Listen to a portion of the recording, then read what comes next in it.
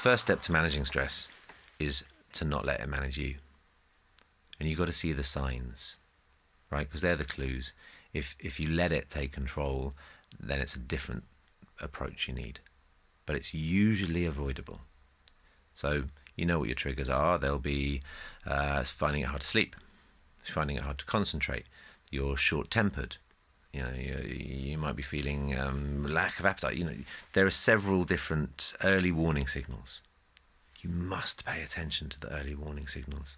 Otherwise, the wave of anxiety will eat you up. And then it's a very difficult thing to manage back from. If you spot the early warning signals, you just respond. You respond as if it were any other issue.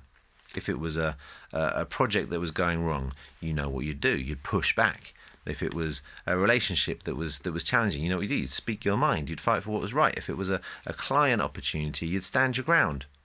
So think of it in the same way.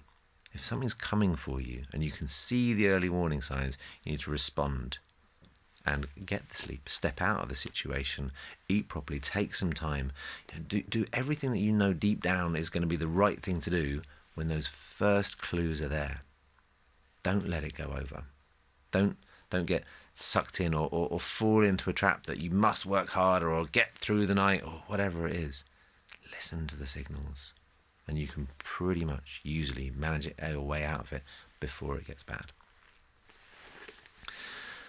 However, sometimes anxiety is unavoidable. It happens to all of us. And there are some really grounded techniques to make sure you're aware of.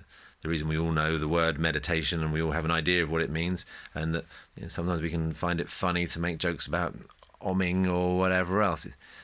In our conscious, we know that the mind needs space to breathe. We are overwhelmed with information and opportunity, and it feeds anxiety. The mind needs space to breathe as much as the body needs oxygen into it, or a relationship needs space, or the world needs trees. You have to give your brain time to think and reflect every single day, as much as you do food. One other point I'd say about anxiety and managing stress is ironic to have this conversation on an Instagram feed, but is to consider your relationship with social media. Every single carefully, I'll say that again.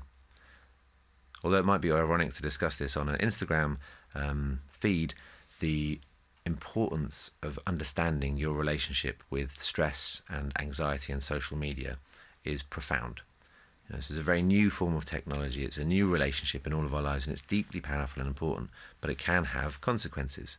There are numerous now quite significant research studies that report ultimately lots of social media use leads to greater unhappiness, greater anxiety, less fundamental relationships.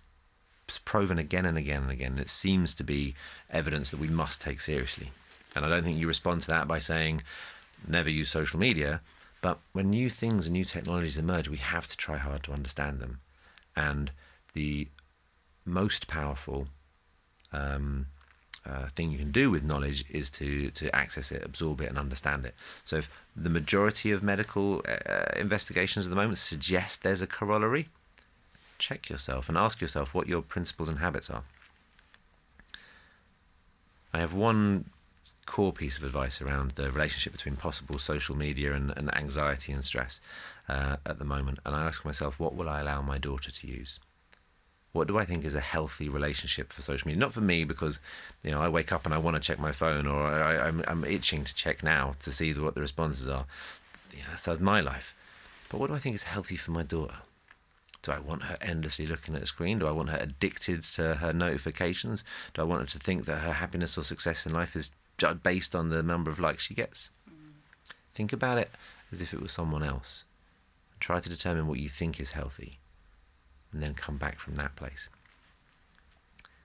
My final thought about anxiety and managing stress is a 50-year study run by Harvard University, one of the most respected academic research institutes on earth. So let's assume that we're going to trust the findings. Over 50 years of a really sizable representative study, the finding was the thing that makes us all happy is real life, is real relationships, is friends we trust to the point that we share our innermost thoughts with them. Not necessarily family, but real people, real relationships lived in the real world is fundamentally what makes all of us happier, less stressed, and more fulfilled people.